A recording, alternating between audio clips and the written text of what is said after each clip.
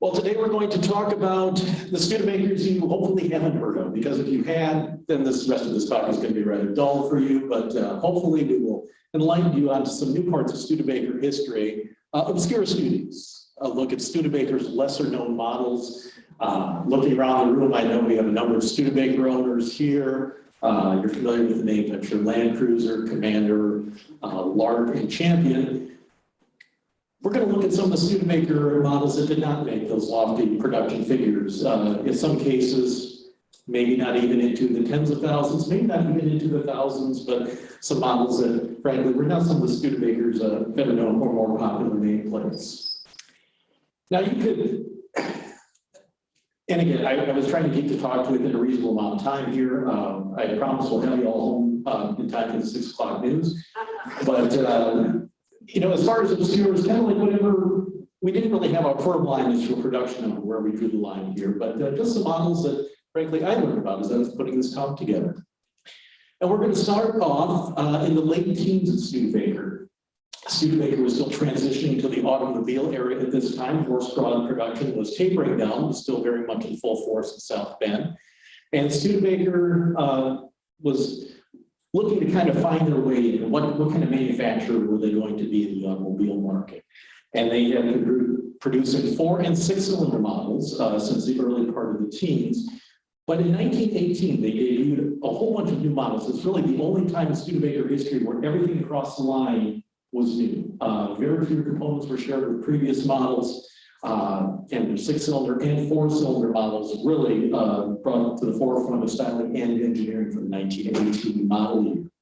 And they introduced 2 6-cylinder models, the Light 6, which would later become known as the Special Six, the Big Six, another popular name in Studebaker history, and the 4, which was branded the Light 4. And as you might imagine, the Light 4 was intended to be kind of the entry-level model, the volume leader, if you will. Whereas the 6-cylinder models were the more upscale models that they hopefully, if you were happy with your 4-cylinder Studebaker, you would graduate up to a Big Six in the coming model years. And the Light 4 was certainly a handsome automobile, really reasonably priced by the standards of the Studebaker line, but it's really a model that you don't hear much about today, and for good reason. For one, it was only produced for a short amount of time. They introduced it early in 1918. And it only remained in production for about 14 to 16 months, depending on when the models ran out of production, because it was discontinued in the fall of 1919. You might think a volume leader like that seems a little unusual. It frankly was not selling well. By the end of production, only about 12,000 Light 4 models were built, which as your volume leader is certainly not the sales that you're hoping for.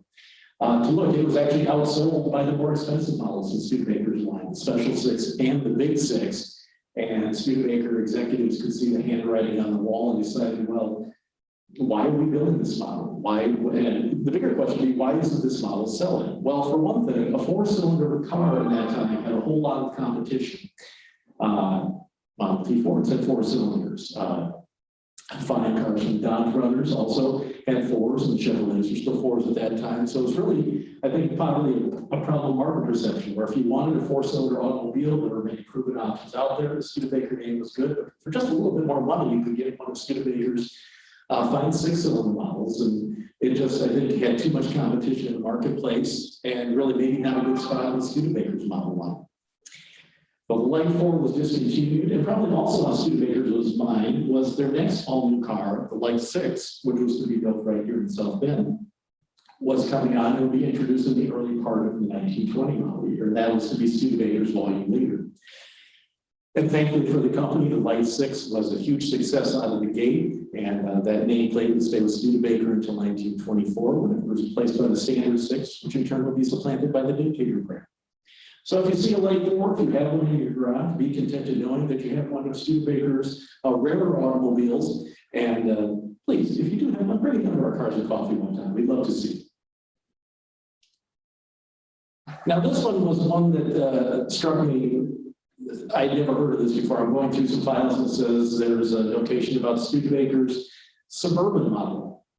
I'm like, well, I'm familiar with the Chevrolet Suburban. I was not aware that Studebaker had attempted to apply that name once upon a time. And as we had mentioned, this was 1920. Studebaker was just introduced the Light Six. They also had the Special Six and the Big Six. One thing market analysts pointed out, Studebaker during this time period, although producing 3 very fine lines of automobiles, was also had the narrowest price share in the industry of any multi-line manufacturer. Ford was dominating the low price market with one model, the Model T, but Studebaker was offering 3 lines, but they had a very narrow price point from the least expensive to the most expensive model. I think at this time, Studebaker was trying to really expand their market share within their existing models. And one attempt came out of their New York branch with a model called the Suburban. You see an illustration here. If you can't read the writing down there, I will read it to you now. An all-aluminum body designed particularly for New York motorists is shown here. It is the idea of what a metropolitan motor car should be, as interpreted by L.C. Jones, Studebaker branch manager in the city. It is 7-passenger capacity with inside corner, center, and step lights, and warmed by a heater. That is a grateful thing on these April days. I'm sure January, February, March too is welcome as well. It comes as a sedan or a Suburban with a glass partition between the front and rear compartment, making the change possible. So really, you had something, a very upscale car here, built on Studebaker's tried and true Big Six chassis. I'm assuming that they had commissioned a coach builder in the greater New York area to actually construct bodies on Studebaker chassis. This was not something that was cataloged anywhere else in the Studebaker market. What the heck did I just do, Maria? Okay, there we go. All right, man. Some press coverage. This is from the New York Herald, November 2nd, 1919. And we've talked about that car here. The body and upholstery are finished in special colors. Deep, soft cushion driver's seat are set at an easy angle with plenty of legroom. And just in case you're thinking about buying an early 1920 Studebaker, plenty of legroom as defined in 1920 is a lot different than plenty of legroom as defined today. The driver's seat is particularly comfortable and all controls are within easy reach. A lowerable glass partition separates the driver from the rear compartment. Automatic step light and unique dome lights are included in the equipment. A special heating arrangement floods the body with pure fresh air, none of that contaminated fresh air, mind you, pure fresh air regulated to any desired temperature. Toilet cases and hardware are of most artistic patterns. Again, something I always look for in a new automobile. But again, an all-aluminum body, plate glass partitions, this is a pretty upscale for the Studebaker line. And as you can imagine, this was not an inexpensive model in Studebaker's day, priced from $4,475 to $4,950 in 1920. I thought that sounded like a lot of money for the time, so I looked it up. The most expensive Big Six model in the regular catalog was right about $2,200. I think it was the 4-door sedan that has some special interior. So you really had to want one of these. I do not know of any of these cars that survive today. Again, if you do have one in your garage, we'd love to see it down at one of our car events here at the museum. But the Suburban, a great name that went on to do great things for Chevrolet, unfortunately for Studebaker, not one that really caught fire. The Speedster. Some of you may remember these cars. In fact, we've had one on display up at the museum. But this was not Studebaker's first Speedster. The 1955 Speedster could also be considered an obscure by production standards. It's only 2,200 were made, but the name, as I mentioned, had come earlier. In fact, can anyone tell me when the Speedster name was first used by Studebaker? Just shout it out if you have a guess. I heard someone say 1933. Is that correct? Or no, right here. You were close, but a little late yet. That would have been 1922. And again, Studebaker was kind of looking for ways to branch out, maybe expand their model reach a little bit. They created a special version of the Big Six called the Speedster for 4 passengers. So what exactly did you get? What was different about a Speedster in 1922 compared to the regular Big Six model? Well, it was really kind of a brilliant case of Studebaker presaging what we would refer to as a grand touring car back in the 60s and 70s. The Speedster, unfortunately, was no more powerful than the regular Big Six. But with the Speedster, you got side mounts as standard equipment, which also gave you room for a trunk in the back. Mind you, trunks were optional at this time. You had to pay extra if you got one.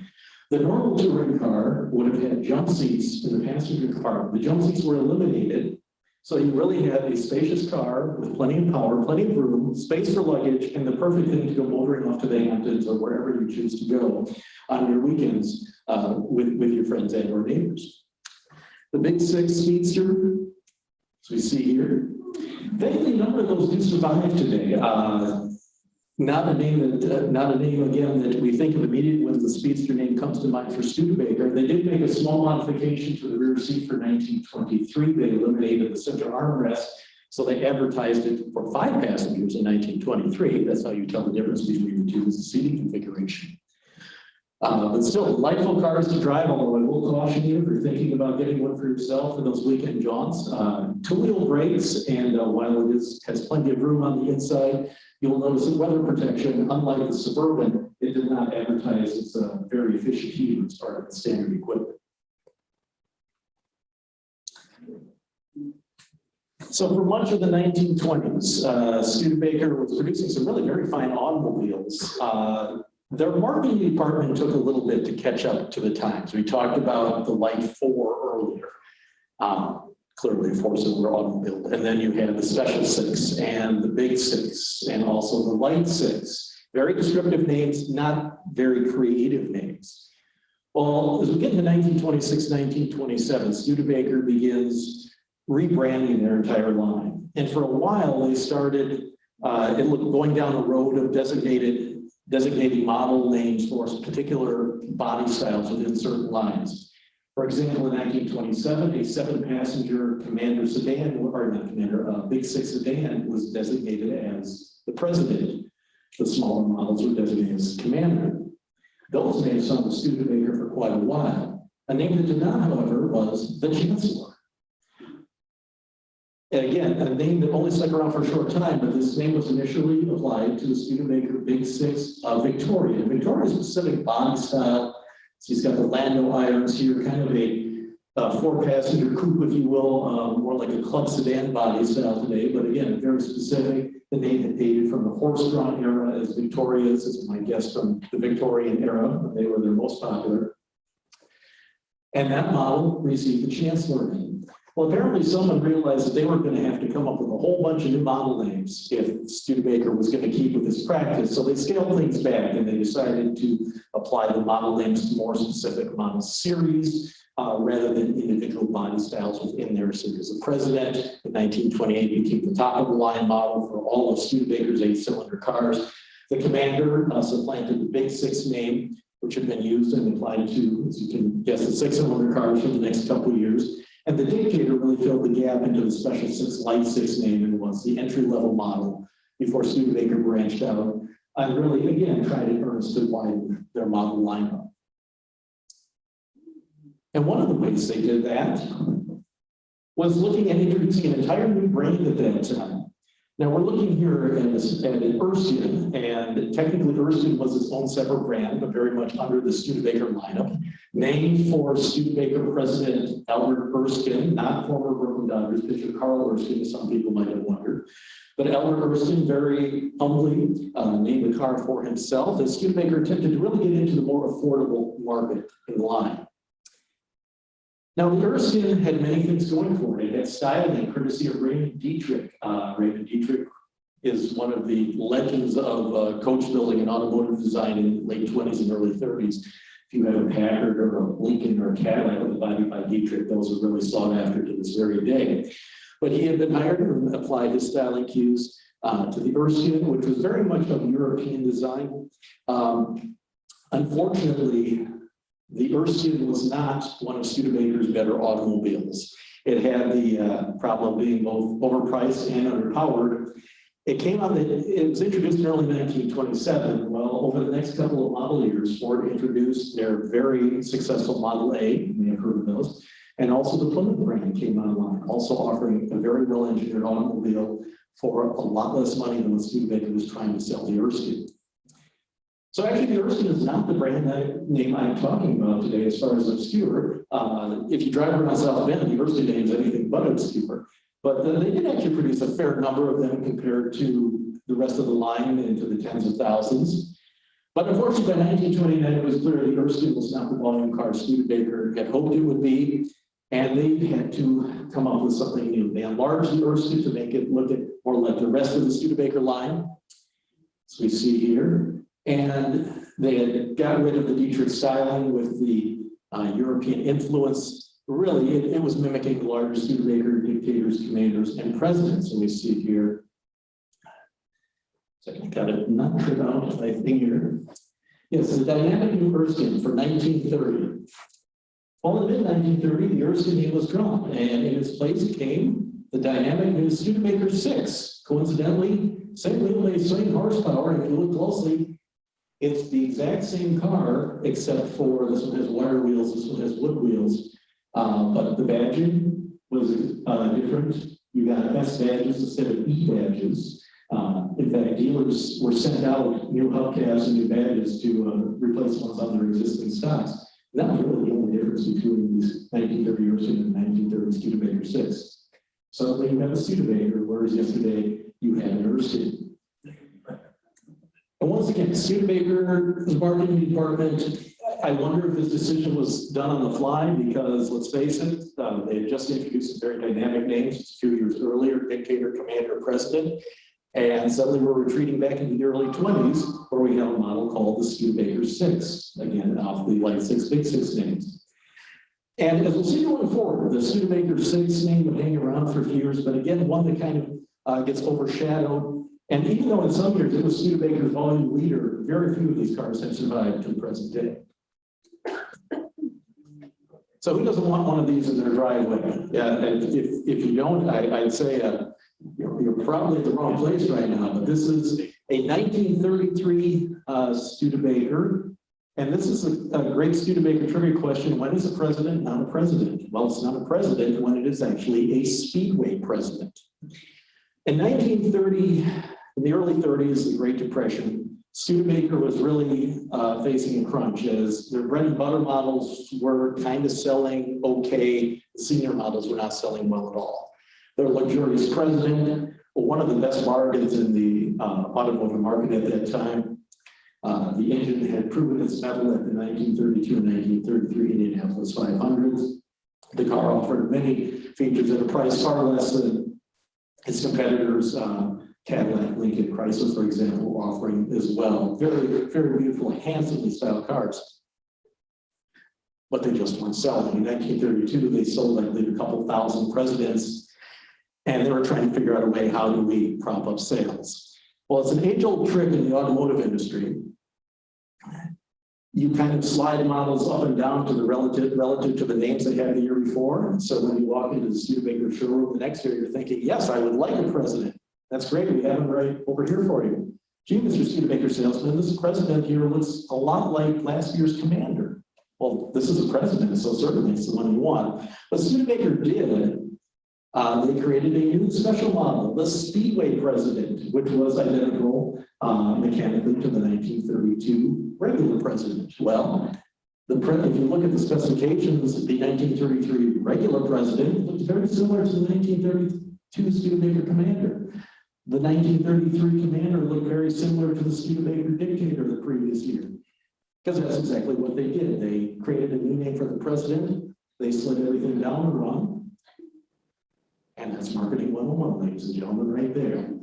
Unfortunately, it did not result in sales. And we see the Studebaker 6 name still hanging with us there. In the end, they sold only 635 Speedway Presidents in 1933. Only a handful survive today. On the good news, all 1928 through 33 are Studebaker Presidents, although 33 is Speedway only, are certified as full classics by the Classic Car Club of America. And as mentioned, these are absolutely exquisite automobiles, very nice to drive, very stylish, very handsome. You'll be the hit at any show if you have a 33 Speedway President. The bad news is they only made 635 in the first place, so if you want to go out and find one, I suggest you start looking now. So going from 1933 to 1934, Studebaker was in a rough patch. Receivership came on in March of 1933. They had to go before the courts, and everything shut down. The Indianapolis 500 program continued. And it said basically because it was already paid for, but that happened right when Studebaker was in the middle of receivership proceedings. So there was really a very real question about whether there actually would be a 1934 Studebaker or not. The company's fate held in the balance of the bankruptcy court judge. Well, Studebaker did carry on, and the new 1934 models came out, but much scaled back from 1933. You had the Speedway President, the big 337 cubic inch straight 8 engine that piloted Studebaker across the Indianapolis Motor Speedway and set many other endurance records, was gone. It was discontinued after 635 sales. It's hard to argue with that. The Studebaker 6 was gone. The Wagonaire was gone. And you were left with 3 lines which are actually very similar to one another. You had the President, Commander, and Dictator. The President Commander used the same basic 8-cylinder engine found in the 1933 President. It had been introduced in the 1929 Commander. And the Dictator really kind of evolved out of both the Rocky and Studebaker 6 from the previous year. But the fact there was a 1934 Studebaker at all was a victory for the company. But once again, when Studebaker scaled back all of these models, they found themselves kind of confined within their spread in the market. So this seems to be a recurring thing for Studebaker. They're cutting back and trying to figure out how do we make what we have sound more than what it is. So in the middle of 1934, you come out with the new Special Dictator. Not the Dictator Special, it is the Special Dictator. That was its official name. And what Studebaker did with the Special Dictator, what was special about the Dictator? Well, it wasn't what you got, it was what you didn't. This was a new affordable price car. The lowest price car in the medium field, it sells for less money than Pontiac, Dodge, or Oldsmobile. Now, I'm sure there was some selective ways to make sure that they did undercut that price. But I gotta say, $665 sounds like a real bargain for 1934 for a very decent automobile.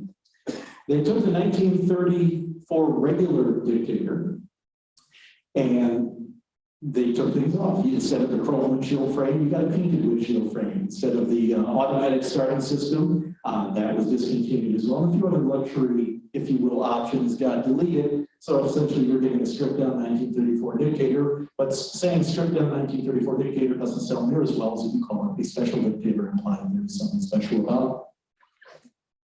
And even Paul Hoffman, in his note in this advertisement here, makes special note to point out that how wonderful is a personal message from Paul G. Hoffman assuring them that Studebakers will continue to be coming here. I urge you to drive one of the new 1934 Studebakers for yourself. I know the new Special Dictator with a base price of $640 is a finer car than the Dictator of 1932 that listed for $980. Well, I'm sure he's not wrong, but that is a classic case of apples and oranges. In 1932 Dictator, you got a 221 cubic inch straight 8 engine at 100 horsepower, far more than the 1934 Dictator, but it did cost less, which is what Mr. Hoffman was going for. If you find a 34 Dictator, you can tell if it's a Special Dictator model, mainly by the windshield frame. Although if you check the engine number, they actually gave the Special Dictators its own engine number, and it has a DS prefix on there. Although since it was supposed to be Special Dictator, I don't know why they didn't go SD, but it says DS in the manual. And that's how you can tell if you have one of these rare in the eyes of Studebaker, special models. Well, lo and behold, we're back to the Studebaker 6 name again. It seems like it was right there to plug any gap in the Studebaker lineup whenever it came to pass. Now, in 1934 and 1935, you still had the Dictator, Commander, and President. In 1936, they eliminated the Commander name for a couple years, and it was just the Dictator and the President. And it was that way into 1937. In 1938, they tried to make the two models appear as 3. So on the bottom line, you had the 1938 Studebaker 6. This was the entry-level model, distinguished by its bullet-shaped headlights. But other than that, the car was pretty much the same as the regular 1938 Commander here, which had the cathedral-shaped headlights. So you had Studebaker 6 Then the next run up the ladder was the 1938 Studebaker Commander. As I mentioned, these cars are mechanically identical. There's no other real distinction between the two aside from the headlight appearance. But apparently the sales were not really going the way Studebaker thought. So in the middle of the year, the Studebaker 6 became the Commander. The Commander became the State Commander. Now, this is easy to do when it doesn't say Commander or Studebaker 6 on the cars anywhere. You can just change the names and not even have to tool up for some new script or anything like that. But if you do own a 1938 Studebaker, an early model, and it has a bullet-shaped headlights, you do not have a Commander, you actually have a Studebaker 6. Unlike the Erskine Studebaker 6 name change from years ago, this kind of was more footnoted. There wasn't much ballyhoo saying, come and get the new Studebaker Commander or State Commander. As Andy said out there, you almost think it was the accounting department that said, this is too much to keep track of, can you just rename the cars since they're pretty much the same anyway.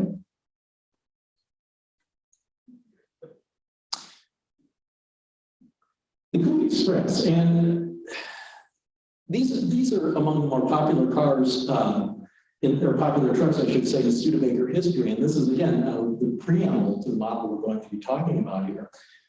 Studebaker really asserted itself in the commercial vehicle field in the 1930s. They had a full line of trucks going from these nifty little pickup trucks all the way to 2.5 and 3 ton models. Studebaker even offered diesel power in its truck line in 1937. I think they only produced 24 of those so equipped. Unfortunately, none of those are known to survive today, but the company was really going headfirst into the commercial vehicle market. And the Coupe Express was nicely appointed, looked just like the passenger car model, the equivalent Dictator or Commander of that year, really doing what Chevrolet would do with the El Camino a number of years later. But going forward, Studebaker discontinued the Coupe Express in 1939, so suddenly they were without a light pickup truck in the market, whatever to do. The M Series would not come along until 1941, so you had 3940 models, which really no option for a light-duty pickup truck. Well, Studebaker answered with a light-duty version of their brand new Champion. They went down to Edwards Iron Works, just south of the plant here, just off of Main Street, and they designed a pickup box that would fit into the trunk of a 1939 40 Studebaker Champion, and they called it the Coupe Delivery. These are absolutely adorable vehicles, and when you think of it, if you want the ultimate in utility and the economy of Studebaker's brand new and a tremendously successful Champion, it's a great combination. Unfortunately, again, these did not sell very well. There are a number of examples still out there. There was actually a 3940 and 41 known to survive. Coincidentally, all of them have been owned at one point or another by Studebaker National Museum Life Trustee Richard Quinn. This is one of Mr. Quinn's cars. This is the 40 Coupe Delivery, and they also made a model early part of the 41 model year. If you are looking at restoring one of these, the boxes do not interchange. They're different from 41 and 39 and 40. But just adorable little pickup trucks, and just the perfect kind that fit in your garage with no problems. And if you need to make a run into Rural King to get that barbed wire or something like that for your garden project, be sure and tell whoever ask someone if they can borrow the Coupe Delivery, go get that for you. Gravel works well too. We're going to move forward to the post-war era. Many of you are familiar with the Studebaker Golden Hawk model. The Golden Hawk was really Studebaker's flagship model in 1956, 57, 58, 275 supercharged horsepower under the hood. And indeed today is probably Studebaker's most sought after post-war model. And despite never really reaching tremendous production numbers, the Golden Hawk has a special place in car collectors of every stripes are today. And we routinely get asked, do you have a Golden Hawk? Where's the Golden Hawk? I came here to see a Golden Hawk. Do you have one on the floor? And thankfully we do. We do have a lovely example. And as Studebaker, again, the 1950s, much like we talked about the receivership era of Studebakers, the company was looking for ways to really expand their model reach. And they decided to make an ultra luxury model of the Studebaker Golden Hawk, and that was called the Golden Hawk 400. What they did is they took a 1957 Golden Hawk, they gave it a special paint scheme. I see a number of combinations there like this one. I love this, the red inset on the fin and the scoops. You also got a luxurious leather interior and a fully lined trunk, and all for a mere $700 above the base price of a regular 57 Golden Hawk. You could have yourself a Golden Hawk 400. I've often wondered how they settled on the 400. That just seems a random number. One suggestion is put forward is that it's thinking of the 400 prominent families, the social 400 list that would come out in the 1950s. I wonder if they looked at the price of 300 and said, well, we can make ours 100 better and call it the 400. I'm open to suggestions if anyone has ideas on that. Could get it with white or the tan leather. Studebaker produced 10 show cars in early 1957 to make the auto show circuit, and were suitably impressed that they went ahead and commissioned it as a regular production model. In the end, only 57 Golden Hawk 400s were produced. The 10 show cars and then 41 production cars. We do have the very first production 57 Golden Hawk 400 in the museum. It's up on the top floor in the upper level gallery. It's the triple white combination. It's a white interior with the white fin and the white, or the white body and the white fin insets. And I believe there's currently about 10 or 11 known survivors of the Golden Hawk 400s.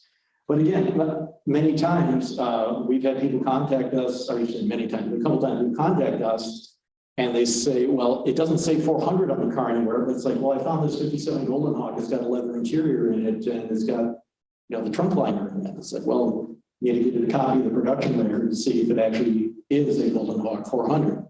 And that's the other tricky part. If you get the production record, it doesn't say Golden Hawk 400 on it. It just lists a whole bunch of special equipment for the production department. These were essentially made by hand in the special trim shop at Studebaker.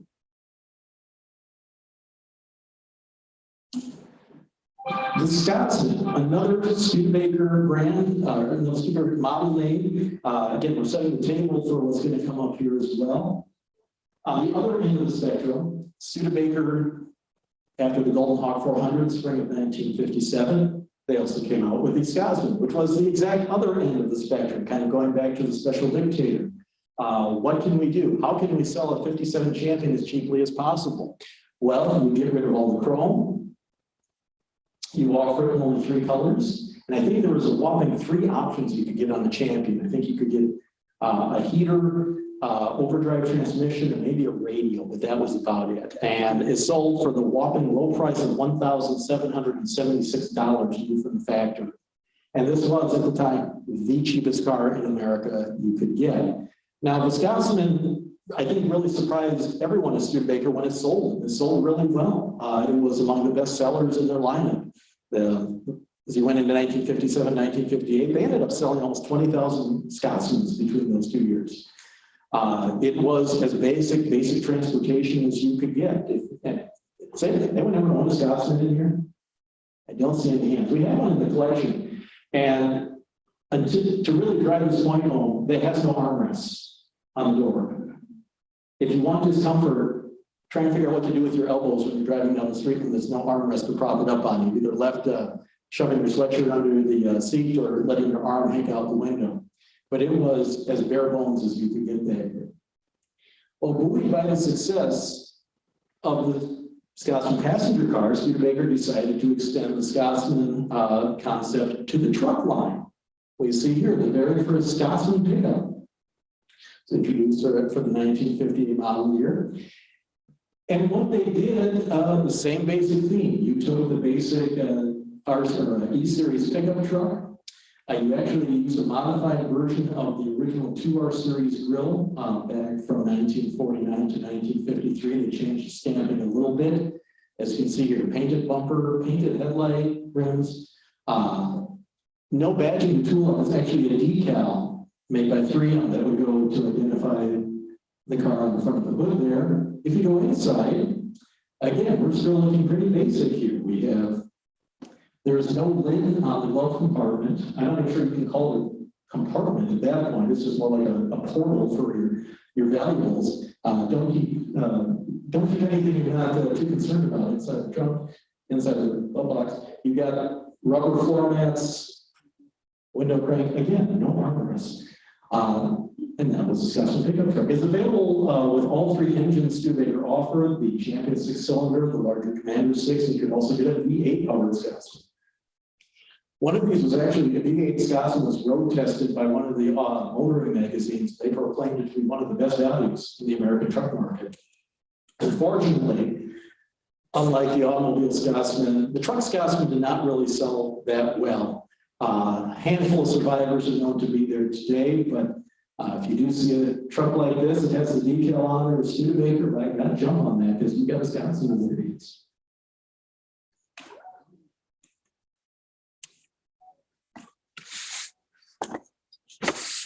So Studebaker learned something. By the success of the Scotsman in 1958, they decided to take another run at affordable motoring, shall we say, in the middle of the 1963 model year. Studebaker was looking at, a number of ways to do this, but they thought, almost going back to the the basic things of Studebaker 6 name, we're not going to call this a model name, it's just the standard. It was a Studebaker standard. Studebaker introduces as an all-new model. They trumpeted it as an all-new model. It was basically a 63 mark, again, stripped down to be sold as affordably as possible. There is no side trim. In fact, there was hardly any trim. There's no windshield trim. It's just a very basic 1963 lark. Whereas all the other models got the vanity that folded down with a little mirror compartment in there, and the standard, you got a box with a removable lid. That was it. It did actually get electric wipers, a single bore master cylinder. It was affordable transportation in 1963. Now to back this up, Studebaker really put some resources behind marketing the large standard. And I think our next slide here will show they actually went to the trouble of producing a commercial, just trumpeting the new standard. Hey, what's going on? Where's everybody running to? Oh, man, where have you been? They're announcing the new Studebaker car tonight. Oh, good, buddy. They say it's going to be the hottest thing for 63. It'll have to go some to beat the Studebaker I've got. Say, wasn't that John Cameron Swayze? It was and is, ladies and gentlemen, and a good evening to you. Tonight, real excitement here. The first sneak preview of a new car that meets even Studebaker standards for performance and quality. At a rock-bottom price that's got car buyers running into their Studebaker dealers for a look at the new 1963 standard. It will set the standard for America's family-sized cars. Now, in just a few minutes, we'll see the car, hear more about that low, low price.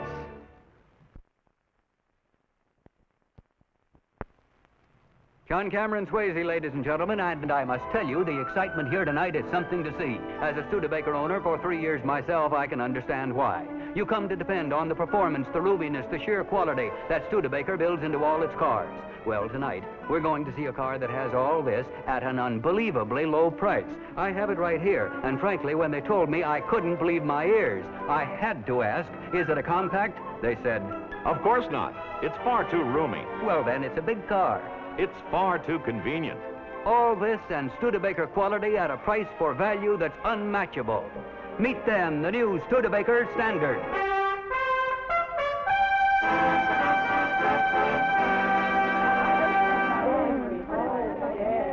My, that's a good-looking car.